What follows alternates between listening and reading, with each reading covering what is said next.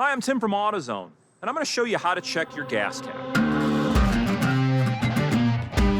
A damaged or loose gas cap might seem like a tiny problem, but it can lead to several problems down the line and cause a check engine light. So, small problem, big consequences. Now, let's check if your gas cap is loose. It's pretty simple. First, open the gas cap door with a lever or button, depending on the car.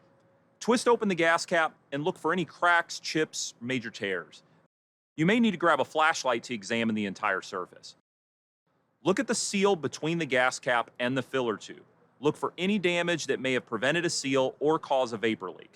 If the gas cap looks good, it might just be too loose. Put it back in the tube and twist it until it clicks a few times, like this.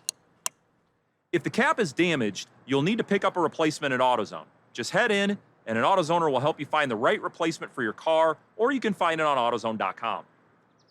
Once you have a replacement, look at the dashboard to see if the cap cleared your check engine light. It may take a couple starting cycles for this to happen.